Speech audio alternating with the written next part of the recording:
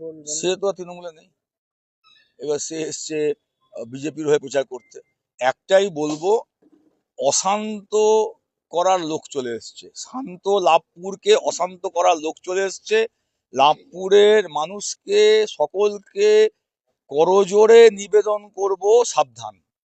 বলতে কথা তৃণমূলে ঘুম উড়িয়ে দেবে। ওগুলো কি বলছে আমার দেখা দরকার। আমার প্রশ্নটা হচ্ছে এইখানে, সে নিজে বলেছিল সাঁইথিয়ার মিটিং এ পায়ের তল দিয়ে তিনজনকে মেরেছি, তার রেকর্ড আপনাদেরকে আছে। বিভিন্ন মার্ডার কেসের আসামি, বিভিন্ন টাকা পয়সা লেনদেনের ব্যাপারে তার সঙ্গে অনেক রকম কেস কাবারি চলছে। এগুলো কেস, মানে আমার কোনো অভিযোগ নয়, এগুলো যারা অভিযোগ করা তারা করেছে।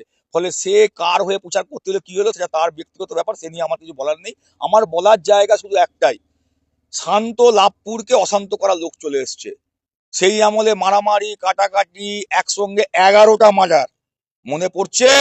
সেই লোক এসে গেছে, তাকে নিয়ে যে মাতামাতি করবে দায় ভাই তার, আর যারা নিয়ে এসছে তাদের। যদি যদি প্রার্থী বিজেপির তাকে নিয়ে আসে, এরপরে লাভপুরে যা অশান্তি হবে, গোলমাল হবে, প্রার্থী বুঝবে আর যে এসছে সে বুঝবে। এখনো পর্যন্ত লাভপুর অত্যন্ত শান্তিপূর্ণ এলাকায় আছে। 11টা মার্ডার, পায়ের তল দিয়ে তিনজনকে মেরেছি, সাঁইথিয়ায় প্রকাশ্য জনসভায় বলেছিল, আপনারা সেগুলো সব জানেন। ফলে একটাই আবেদন করব লাভপুরের মানুষকে, অনেক কষ্ট করে আমরা শান্তি ফিরিয়ে এনেছি, সেটা লাভপুরের মানুষ জানে, আপনারাও জানেন। আপনারা এখানে আর কোনো মারামারি খবর করতে পারেন না, মারামারি নেই বলে। পুলিশ রেকর্ডে কোথাও কোনো ঝুট ঝামেলা নেই।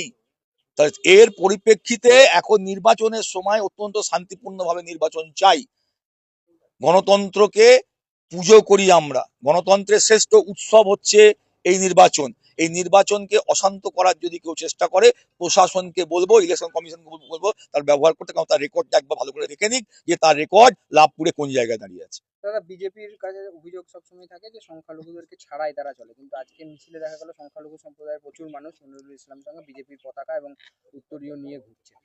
না না, এগুলো তো ধরুন সেই জায়গাতে কে গেছে না গেছে আমরা বলতে পারবো না, অনেকে দেখার জন্যও যায়।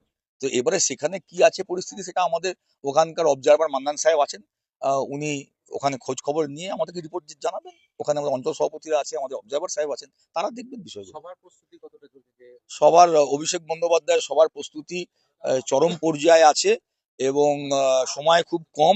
কিন্তু আপনারা দেখতে পাবেন মাঠে লোকে লোকারণ্য হবে, কারণ এর আগেও ওই সভাতে মাননীয় মুখ্যমন্ত্রী মমতা বন্দ্যোপাধ্যায় 2024 সালে লোকসভা নির্বাচনের সময় এসেছিলেন, এবং তার আগে নবজোয়ারের সময় আমাদের মাননীয় অভিষেক বন্দ্যোপাধ্যায় এসেছিলেন। ওই ওই জায়গাতেই সভা হচ্ছে, এবং মানে মানুষ উন্নয়নের পক্ষে, মানুষ শান্তির পক্ষে।